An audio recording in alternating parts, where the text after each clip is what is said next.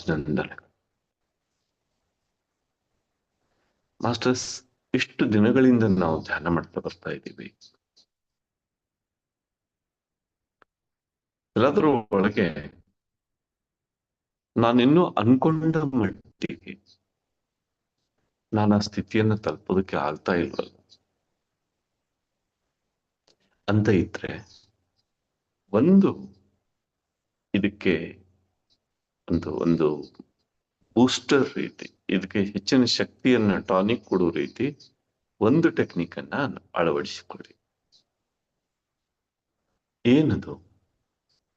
ನಿತ್ಯ ಆತ್ಮಾವಲೋಕನ ಮಾಡ್ಕೊಳ್ಳಿ. ಮಲ್ಗೋ ಮೊದಲು ನೀವು 9 ಗಂಟೆ ಧ್ಯಾನ ಕೂತ್ಕೊಂಡು 9 ಗಂಟೆ ನಂತರ ಧ್ಯಾನ ಸ್ಥಿತಿನಲ್ಲಿ ಆಲ್ಮೋಸ್ಟ್ ನೀವು ನಿದ್ದೆಗೆ ಹೋಗ್ತೀರಿ. ಧ್ಯಾನಕ್ಕೆ ಕೂತ್ಕೊಳ್ಳೋಕ್ಕಿಂತ 5 ನಿಮಿಷ ನಿಮ್ಮನ್ನ ನಿಮಗೆ ಕೊಡಿ. ನಾನಿವತ್ತು ಏನೇನ್ ನನ್ನ ಆಕ್ಟಿವಿಟಿ ಮಾಡಿದ್ದೀನಿ, ಅದರಲ್ಲಿ ನಾನು ಪಶ್ಚಾತ್ತಾಪ ಪಡುವಂಥದ್ದು ಏನಾದ್ರೂ ಇದೆಯಾ? ನನಗೆ ವಿಷಾದ ಅನ್ಸುವಂಥದ್ದು ಏನಾದ್ರೂ ಇದೆಯಾ? ಅರೆ, ಹೀಗ್ ಮಾಡ್ಬಾರ್ದಾಗಿತ್ತು, ನಾನು ಹಿಂಗ್ ಮಾಡಿದ್ರೆ, ಈ ರೀತಿ ಮಾಡಿದ್ರೆ ಚೆನ್ನಾಗಿತ್ತು ಅಂತ ಅನ್ನುವಂಥದ್ದು ಇದೆಯಾ? ಅಥವಾ ಅಪ್ಪ, ಇದನ್ನ ಮಾಡಿದ್ನಲ್ಲ, ಬಹಳ ಅದ್ಭುತವಾಯ್ತು ಅಂತ ಇದೆಯಾ? ಒಂದು ದಿನವನ್ನ, ಪ್ರತಿನಿತ್ಯ ಆ ಒಂದು ದಿನವನ್ನ ನೀವು ಅವಲೋಕನ ಮಾಡ್ಕೊಳ್ಳಿ. ಇವತ್ತು ಇಡೀ ದಿನ ನನ್ನ ಧ್ಯಾನಾಭ್ಯಾಸ ತೃಪ್ತಿಕರವಾಗಿದೆಯೇ? ಅಲ್ಲಲ್ಲಿ ಸಿಗುವ 5-10 ನಿಮಿಷಗಳನ್ನ, 1-2 ನಿಮಿಷಗಳನ್ನು ಕೂಡ ನಾನು ಸರಿಯಾಗಿ ಧ್ಯಾನಕ್ಕೆ ಉಪಯೋಗ ಮಾಡ್ಕೊಂಡಿದ್ದೀನ, ಅಥವಾ ವ್ಯರ್ಥವಾಗಿ ಮಾತಾಡಿದ್ದೀನ, ಅಥವಾ ವ್ಯರ್ಥವಾಗಿ ಏನಾದ್ರೂ ನೋಡ್ತಾ ಕುಂತಿದ್ದೀನ? ನಾನು ಇವತ್ತು ಸ್ವಾಧ್ಯಾಯದಿಂದ ನಾನು ಏನನ್ನ ತಿಳ್ಕೊಂಡೆ? ಒಂದಷ್ಟು ಮಾಸ್ಟರ್ಸ್ ಏನಾಗಿದೆಯೋ ಆ ದಿನ ಅದನ್ನು ಅವಲೋಕನ ಮಾಡ್ಕೊಳ್ಳಿ. ಅವಲೋಕನ ಮಾಡ್ಕೊಂಡಿದ್ರೆ ಲಾಭ ಏನು ಅಂದ್ರೆ, ಏನಾದ್ರೂ ನಮಗೆ ಅರಿಯಲಾರದೆ ಚಿಕ್ಕ ಪುಟ್ಟ ದೋಷಗಳು ನಮ್ಮಲ್ಲಿ ಅಂಟಿಕೊಂಡಿದ್ದರೆ, ಉಳಿದುಕೊಂಡಿದ್ದರೆ, ಅವು ತನ್ನಷ್ಟಕ್ಕೆ ತಾನೇ ತೊಳೆದು ಹೋಗುತ್ತವೆ. ತನ್ನಷ್ಟಕ್ಕೆ ತಾನೇ. ನಮ್ಮ ಪ್ರಜ್ಞೆಗೆ ಏನ್ ಅನ್ಸೋದಕ್ಕೆ ಶುರು ಆಗುತ್ತೆ ಅಂದ್ರೆ, ಅರೆ, ಇಷ್ಟನ್ನು ನಾನು ವ್ಯರ್ಥ ಮಾಡಿದ್ದೇನಾ? ಇಲ್ಲಿ ನಾನು ಸುಧಾರಿಸ್ಕೊಂಡಿಲ್ಲ. ಮಾಸ್ಟರ್ಸ್, ಯಾರಿಗಾದರೂ ನಾವು ಪ್ರತಿರೋಧವಾಗಿ ಮಾತಾಡ್ತಾ ಇದ್ದೀವಿ ಅಂದ್ರೆ ಅದರಲ್ಲಿ ನಮ್ಮ ಅಹಂ ಪ್ರಮಾಣ ಎಷ್ಟು, ಸತ್ಯದ ಪ್ರಮಾಣ ಎಷ್ಟು, ಕಾಳಜಿಯ ಪ್ರಮಾಣ ಎಷ್ಟು, ಈ ಮೂರನ್ನೂ ಅವಲೋಕನ.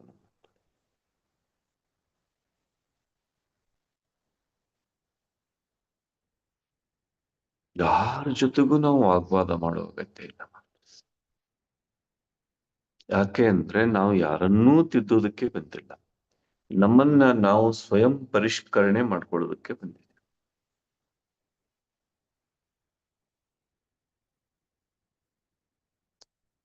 ಈ ಬ್ರಹ್ಮಾಂಡದ ಕೇಂದ್ರ ನಮ್ಮ ಆತ್ಮ ಆಗಿರೋದ್ರಿಂದ ನಾವು ಎಷ್ಟು ಶುದ್ಧೀಕರಣ ಸ್ಥಿತಿಯಲ್ಲಿ ಇರ್ತೀವೋ ನಮ್ಮ ಸುತ್ತ ಅಷ್ಟು ಶುದ್ಧೀಕರಣ ಸ್ಥಿತಿಯಲ್ಲಿ ನಮಗೆ ವ್ಯಕ್ತವಾಗುತ್ತೆ. ಅಂಥ ಆತ್ಮಗಳು ನಮ್ಮನ್ನು ಆಕರ್ಷಿಸಿಕೊಂಡು ಬರುತ್ತವೆ. ಹಾಗಾದ್ರೆ ಇದೊಂದನ್ನ ಇವತ್ತಿನಿಂದ 5 ನಿಮಿಷ ಮಲ್ಕೋಕ್ಕಿಂತ ಬೆಳಗ್ಗೆ ಇಷ್ಟು ಗಂಟೆಗೆ ಎದ್ದೆ, ಕರೆಕ್ಟ್ ಆಗಿ ಇಷ್ಟು ಗಂಟೆಗೆ ಧ್ಯಾನಕ್ಕೆ ಕುಳಿತೆ. ಇವತ್ತು ಹೇಳೋದಕ್ಕೆ ಲೇಟ್ ಆಯ್ತು, ಇವತ್ತು ಮುಂಚೆ ಎದ್ದು ಧ್ಯಾನಕ್ಕೆ ಕುಳಿತಿದ್ದೆ, ಆಮೇಲೆ ಬಂದು ಜಾಯ್ನ್ ಆದೆ. ಆಮೇಲೆ ಧ್ಯಾನದಿಂದ ಎದ್ದ ನಂತರ ಈಗ 9 ಗಂಟೆ ಧ್ಯಾನಕ್ಕಿಂತ ಮೊದಲು ಯಾವ ಸ್ಥಿತಿನಲ್ಲಿದ್ದೀನಿ ನಾನು, ಈ 15 ಗಂಟೆಗಳ ಕಾಲ ನನ್ನ ಸ್ಥಿತಿ ಏನಿತ್ತು, ಎಷ್ಟು ಸಲ ನಾನು ಮತ್ತೆ ಮತ್ತೆ ಧ್ಯಾನಕ್ಕೆ ಹೋದೆ,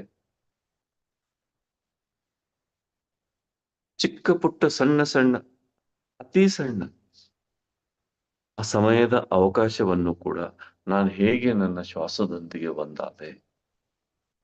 ಸ್ವಲ್ಪ ಅವಲೋಕನ ಮಾಡ್ಕೊಂಡು ನೋಡಿ ಮಾಸ್ಟರ್ಸ್. ಆ 15 ಗಂಟೆಗಳಲ್ಲಿ ಬೆಳಗ್ಗೆ 6ರಿಂದ ರಾತ್ರಿ 9ರವರೆಗೆ ನೀವು ಆ ಚಿಕ್ಕ ಪುಟ್ಟ ಸಮಯವನ್ನ ಏನು ಉಪಯೋಗ ಮಾಡ್ಕೊಳ್ತೀರೋ ಅದು ನಿಮಗೆ ಎಲ್ಲಕ್ಕಿಂತ ಹೆಚ್ಚು ತೃಪ್ತಿಯನ್ನು ಕೊಡೋದಕ್ಕೆ ಶುರು ಮಾಡುತ್ತೆ.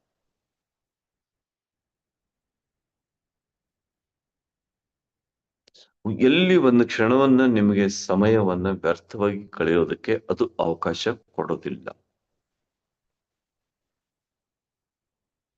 ವ್ಯರ್ಥವಾದ ಸಮಯ ಅಂದ್ರೆ ವ್ಯರ್ಥವಾದ ಜೀವನ.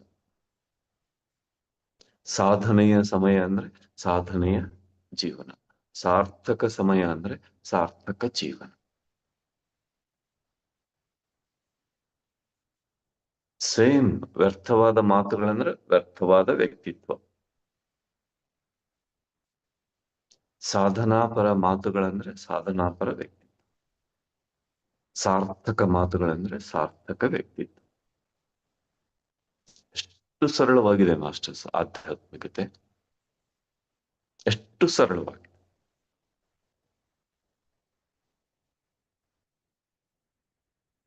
ಈ ಸಮಯದಲ್ಲಿ ನೆನ್ಪಿಟ್ಕೊಂಡ್ಬಿಡಿ, ಆಧ್ಯಾತ್ಮಿಕತೆ ಮತ್ತು ಲೌಕಿಕ ಜೀವನ ಎರಡೂ ಬೇರೆ ಬೇರೆ ಅಲ್ಲ.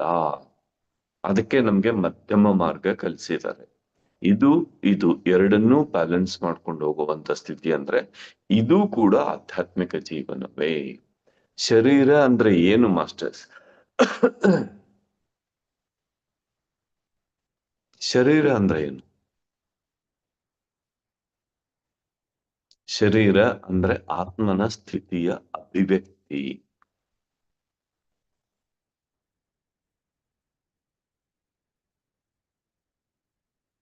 ನಮ್ಮ ಆತ್ಮ ಶರೀರದ ಮೂಲಕ ವ್ಯಕ್ತವಾಗುತ್ತಿದೆ. ಹಾಗಾದ್ರೆ ಶರೀರ ಏನು? ವ್ಯಕ್ತ ಆತ್ಮ. ಆತ್ಮ ಅಂದ್ರೆ ಅವ್ಯಕ್ತ ಶರೀರ.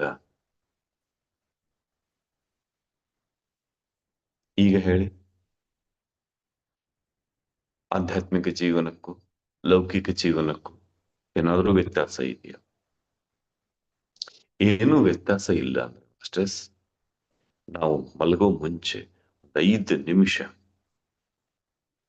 ಕುಂತು ಬೆಳಗ್ಗೆಯಿಂದ ಘಟನೆಗಳನ್ನ ನೆನಪು, ಅರೆ ನಾನು ಟ್ರಾಫಿಕ್ ಅಲ್ಲಿ ಅಂತವ್ರಿಗೆ ಈ ರೀತಿ ಏನಾದ್ರೂ ಮಾತಾಡಿದ್ದ, ಮಾರ್ಕೆಟ್ ಅಲ್ಲಿ ಹೋದಾಗ ಈ ರೀತಿ ಬಿಹೇವ್ ಮಾಡಿದ್ದ, ಮನೆಗೆ ಬಂದವರೊಂದಿಗೆ ನಾನು ಹೇಗೆ ನನ್ನೊಂದಿಗೆ ನಾನು ಹೇಗೆ ಬಿಹೇವ್ ಮಾಡಿದೆ, ನಾನು ಇವತ್ತು ಇಷ್ಟು ಆ 10 ನಿಮಿಷ ಅಲ್ಲಿ ದೊರೆತ ಸಮಯವನ್ನ ನಾನು ಸರಿಯಾಗಿ ಯಾಕೆ ಉಪಯೋಗ ಮಾಡ್ಕೊಳ್ಳಿಲ್ಲ? ಚಿಕ್ಕ ಪುಟ್ಟ ಲೋಪದೋಷಗಳನ್ನು ತಿದ್ದಿಕೊಳ್ಳಿ ಮಾಸ್ಟರ್ಸ್. ಒಂದು ದೊಡ್ಡ ನೀರಿನ ಪಾತ್ರೆ ಇದೆ. ಚಿಕ್ಕ ಚಿಕ್ಕ ರಂಧ್ರಗಳನ್ನ ಸರಿಪಡಿಸಿದ್ರೆ ಆ ದೊಡ್ಡ ನೀರಿನ ಪಾತ್ರೆಗೆ ಅಷ್ಟು ಸ್ಥಾಯಿಯ ನೀರನ್ನು ಹಿಡಿದುಕೊಳ್ಳೋದಕ್ಕೆ ಶಕ್ತಿ. ಚಿಕ್ಕ ಚಿಕ್ಕ ರಂಧ್ರಗಳೇನಾದ್ರೂ ಇದ್ರೆ ತುಂಬಿದ ಪಾತ್ರೆ ಖಾಲಿ. ಕೆಲವು ಸಮಯ ಸ್ವಲ್ಪ ಹೊತ್ತು ತುಂಬಿದಂತೆ ಅನಿಸುತ್ತೆ ಅಷ್ಟೇ, ಯಾಕಂದ್ರೆ ಆ ಧ್ಯಾನ ಸ್ಥಿತಿನಲ್ಲಿ ಅದು ಸಹಜ ಅಲ್ಲರಿ. ಆದರೆ ಸಣ್ಣ ಸಣ್ಣ ರಂಧ್ರಗಳ ಮೂಲಕ ಖಾಲಿ. ಸಣ್ಣ ಸಣ್ಣ ಲೋಪದೋಷಗಳ ರೂಪಿ ರಂಧ್ರಗಳನ್ನ ನಾವು ಸರಿಯಾಗಿ ಅವಲೋಕನ ಮಾಡಿ ಅವುಗಳನ್ನು ಸರಿಪಡಿಸಿಕೊಳ್ಳಬೇಕು. ಲಿಸ್ಟ್ ಮಾಡ್ಕೊಳ್ಳಿ ಮಾಸ್ಟರ್ಸ್. ಪ್ರತಿಯೊಬ್ಬರು ನೋಟ್ಬುಕ್ ಮೇಂಟೈನ್ ಮಾಡಿ. ನಮ್ಮ ಅಸೆಸ್ಮೆಂಟು ನಾವೇ ಮಾಡ್ಕೋಬೇಕು. ನಮಗಾಗಿ ನಾವೇ ಮಾರ್ಕ್ಸ್ ಹಾಕೋಬೇಕು. ಅದಕ್ಕಿಂತ ಮೊದಲು ನಮ್ಮ ಸಿದ್ಧತೆ ನಾವೇ ಮಾಡ್ಕೋಬೇಕು. A to Z ಕೆಲಸ ನಮ್ದು. ಪ್ರಶ್ನೆ ಪತ್ರಿಕೆ ತೆಗೆಯೋರು ನಾವೇ, ಸಿಲೆಬಸ್ ಕೊಡೋರು ನಾವೇ, ಟೀಚ್ ಮಾಡೋರು ನಾವೇ, ಎಕ್ಸಾಮ್ ಬರೆಯೋರು ನಾವೇ, ಪೇಪರ್ ಚೆಕ್ ಮಾಡೋರು ನಾವೇ, ರಿಸಲ್ಟ್ ಪಡೆಯೋರು ನಾವೇ. ಯಾರು ಹೊರಗಿನವರಿಲ್ಲ ಇಲ್ಲಿ. ಚೆಕ್ ಮಾಡ್ಕೊಳ್ಳಿ. ಆತ್ಮಯಾತ್ರೆಗೆ ಎಷ್ಟು ಅದ್ಭುತವಾದ ಲಿಫ್ಟ್ ಸಿಗುತ್ತೆ.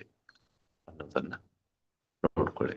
ಮಾಸ್ಟರ್ಸ್ ನೆನ್ಪಿಟ್ಕೊಳ್ಳಿ, ಎಲ್ಲರೂ ನೋಟ್ಬುಕ್ ಮೇಂಟೈನ್ ಮಾಡಿ. ನೀವು ಇಲ್ಲಿ ಕಳಿಸಿಲ್ಲ ಬಹಳಷ್ಟು ಜನ, ಇನ್ ಕೆಲವೊಬ್ರು ಕಳಿಸಿದ್ಮೇಲೆ ಫೋನ್ ಮಾಡ್ತಾರೆ, ಸರ್ ನಾನು ಇಷ್ಟೇ ಕಳಿಸಿದ್ದೀನಿ, ಇನ್ನೂ ತುಂಬಾ ಇತ್ತು ಹೇಳೋದಕ್ಕೆ, ನಾನು ಹೇಗೆ ಹೇಳೋದು ಅಂತ ಹೇಳಿಲ್ಲ. ಅರೆ, ಹೇಳೋದಕ್ಕೇನೆ ಅದು ಚಾನ್ಸ್ ಇರೋದು. ಸರ್ ನಾನು ಇಂಥದನ್ನೆಲ್ಲ ದಾಟಿ ಬಂದಿದ್ದೀನಿ, ಅದನ್ನ ದಾಟಿ ಬಂದು ನಿಂತಿರೋದಕ್ಕೇನೆ ನೀವು ಅದನ್ನ ದಾಟಿ ಬಂದವರಿಗೆ ಪ್ರೇರಣೆಯಾಗೋದಕ್ಕೆ ನೀವು ಕೊಡ್ತಾ ಇರೋದು. ನಾವು ನಮ್ಮನ್ನ ಹೇಳ್ಕೊಳ್ಳೋದಕ್ಕೆ ಹೇಳ್ಕೊಳ್ತಾ ಇಲ್ಲ, ಅಂತ ಸಮಸ್ಯೆಯನ್ನ ದಾಟಿ ಬರುವವರಿಗೆ ಒಂದು ಪ್ರೇರಣೆ. ಅರೆ, ಈಗಾಗ್ಲೇ ಇಂಥವರೆಲ್ಲ ದಾಟಿದಾರಲ್ಲ, ಅದಕ್ಕೆ ಅದರಲ್ಲಿ ನಿಮ್ಮ ಫೋನ್ ನಂಬರ್ ಕೂಡ ಮೆನ್ಷನ್ ಮಾಡಿ. ಓ, ನೀವು ನನಗೂ ಈ ರೀತಿ ಆಯ್ತು, ನಿಮ್ಗೆ ಫೋನ್ ಬರೋದಕ್ಕೆ ಶುರು.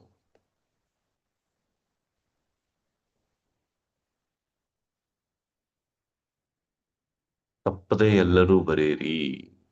ನೆನ್ಪಿಟ್ಕೊಳ್ಳಿ, ಒಂದು ಗುರಿ ಹಾಕೊಳ್ಳಿ. ಮುಂದಿನ ಬುದ್ಧ ಪೂರ್ಣಿಮೆಗೆ ನನ್ನ ಈ ಆತ್ಮಯಾತ್ರೆಯ ಕುರಿತು, ಜೀವನ ಯಾತ್ರೆಯ ಕುರಿತು, ನನ್ನ ಪರಿವರ್ತನೆಯ ಕುರಿತು ಒಂದು ಪುಸ್ತಕ ಬರುತ್ತದೆ. ಹಾಗಾದ್ರೆ ಈಗಿನಿಂದಲೇ ಆ ತಯಾರಿ. ಧ್ಯಾನಕ್ಕೆ ಬರೋಕ್ಕಿಂತ ಮೊದಲು ಏನಿದ್ರು ಅದನ್ನ ಸಂಕೋಚವಿಲ್ಲದೆ ಬರೀರಿ. ಇಲ್ಲ, ನನ್ಗೆ ಇಂತಿಂತ ಕಾಯಿಲೆ ಇತ್ತು, ನಾನು ಜನತೆಗೆ ಹಾಗೆ ಹೇಳ್ಬೇಕು, ನಾನು ಪಬ್ಲಿಕ್, ನಾನು ಇಲ್ಲಿ ಬೇರೆಯವರಿಗೆ ಯಾರಿಗೂ ಹೇಳಿಲ್ಲ ನಾನು. ಅದಕ್ಕೆ ನೀವು ಪ್ರೇರಣೆ ಕೊಡೋದಕ್ಕೆ ಅದನ್ನ ತಗೊಂಡ್ ಬಂದಿದ್ದೀರಿ. ಒಬ್ಬ ಒಂದು ಸಮಸ್ಯೆಯನ್ನ ಯಾಕೆ ತಗೊಂಡ್ ಬರ್ತಾರೆ ಅಂದ್ರೆ, ಆ ಸಮಸ್ಯೆಯನ್ನ ದಾಟಿ ಒಂದು ಆದರ್ಶವನ್ನ ಸ್ಥಾಪನೆ ಮಾಡೋದಕ್ಕೆ. ಆ ಸಮಸ್ಯೆಯನ್ನ ದಾಟಿ ಬಂದ ನೀವು ಇನ್ನೊಬ್ಬರಿಗೆ ಆದರ್ಶ ಆಗದೇ ಇದ್ರೆ ನಿಮ್ ಉದ್ದೇಶ ಹೇಗೆ ಸಫಲ ಮಾಡ್ಕೊಳ್ತೀರಿ? ಪರ್ಪಸ್ ಆಫ್ ಲೈಫ್ ಹೇಗೆ ಸಫಲ ಮಾಡ್ಕೊಳ್ತೀರಿ? ಓಕೆ, ಒಂದು ಆತ್ಮಾವಲೋಕನ ಪ್ರತಿನಿತ್ಯ ಪ್ರತಿಯೊಬ್ಬರೂ ಬರೆಯುವುದಕ್ಕೆ ಶುರು. ಎಷ್ಟನೇ ತಾರೀಕು ನಾನು ಹುಟ್ಟಿದೆ, ನಾನು ಹುಟ್ಟೋಕ್ಕಿಂತ ಮೊದಲು ನಮ್ಮ ಮನೆ ಪರಿಸರ ಈ ರೀತಿ ಇತ್ತು, ಹುಟ್ಟಿದ್ಮೇಲೆ ನನ್ನ ಜೀವನ ಈ ರೀತಿ ಬಂತು, ಧ್ಯಾನಕ್ಕೆ ಬರೋವರೆಗೂ ನನ್ನ ಜೀವನ ಈ ರೀತಿ ಇತ್ತು, ನನ್ನ ಭೌತಿಕ ಸ್ಥಿತಿ, ದೇಹ ಸ್ಥಿತಿ, ಮನಸ್ಥಿತಿ ಈ ರೀತಿ ಇತ್ತು, ನನ್ನ ಆಚಾರ ವ್ಯವಹಾರ ಇವೆಲ್ಲ ಯಾವ ರೀತಿ ಇತ್ತು, ಆಹಾರ ಯಾವ ರೀತಿ ಇತ್ತು, ಎಲ್ಲ ಬರೀರಿ. ಬಂದ ನಂತರ ಬದಲಾವಣೆ ಸ್ಥಿತಿ ಬರೀರಿ. ಯಾರು ಮಿಸ್ ಮಾಡ್ಕೋಬೇಡಿ ಮಾಸ್ಟರ್ಸ್. ನಮಗೆ ನಾವೇ ಶಿಲ್ಪಿ, ನಮಗೆ ನಾವೇ ಮಾದರಿ, ಇನ್ನೊಬ್ಬರಿಗೆ ಆ ಮಾದರಿ ಸ್ಥಿತಿಯನ್ನ ನಿರ್ಮಿಸಿ ಹೋಗೋದಕ್ಕೆ. Thank you, thank you, thank you so much masters. ಯಾರಾದ್ರೂ ಇನ್ನೂ ಬರೆದು ಕಳಿಸ್ಬೇಕು ಅಂತ ಇದ್ರೆ ಬರೆದು ಕಳಿಸಿ. ನಾನು ತುಂಬಾ ಚಿಕ್ಕದಾಗಿ ಬರ್ದೆ, ನಾನು ಬರಿಬೇಕಾಗಿತ್ತಲ್ಲ ಇಲ್ಲಿ ಅಂತ ನಿಮ್ಮೊಳಗೆ ಅದು ಕುಟುಕ್ತಾ ಇದ್ರೆ ತಪ್ಪದೆ ಅದನ್ನ ಸರಿಪಡಿಸಿಕೊಂಡು ವಿಸ್ತರಿಸಿ ಬರೆದು ಕಳಿಸಿ. ಹಾಗೆ ಬರೆಯೋದ್ರಿಂದ ನಾಳೆ ನಿಮ್ಮ ಪುಸ್ತಕಕ್ಕೆ ಒಂದು ಪಾಯಿಂಟ್ ಹೆಚ್ಚಿಗೆ ಈಗಲೇ ಸಿಗುತ್ತೆ, ಆಮೇಲೆ ಮರ್ತು ಹೋಗುತ್ತೆ. ಒಂದೊಂದೇ ಘಟನೆ ಬರೀರಿ ನಿತ್ಯ, ಅವೆಲ್ಲವೂ ಪೋಣಿಸೋದಕ್ಕೆ ನಿಮಗೆ ಮುತ್ತುಗಳಾಗುತ್ತವೆ. ನಿಮ್ಮ ಜೀವನ ಚರಿತ್ರೆ ಒಂದು ಮುತ್ತಿನ ಹಾರ. ಓಕೆ, ನೆನ್ಪಿಟ್ಕೊಳ್ಳಿ ಪ್ಲೀಸ್. ನಮ್ಮನ್ನ ನಾವು ಎಷ್ಟರ ಮಟ್ಟಿಗೆ ನಿಷ್ಠುರವಾಗಿ, ಅಷ್ಟೇ ಪ್ರೀತಿಪೂರ್ವಕವಾಗಿ ತಿದ್ಕೊಳ್ತೀವೋ ಅಷ್ಟು ನಾವು ಅತ್ಯುನ್ನತ ಸ್ಥಾಯಿಗೆ ಬರ್ತೀವಿ. ಅದು ನಮಗೆ ತೃಪ್ತಿ. Thank you, thank you, thank you so much masters. ಯಾರಾದ್ರೂ ಶೇರ್ ಮಾಡ್ಕೊಳ್ತೀರಾ? ಕ್ಲೋಸ್ ಮಾಡು. ಯಾರಾದ್ರೂ ಹ್ಯಾಂಡ್ ರೈಸ್ ಮಾಡ್ತೀರಾ?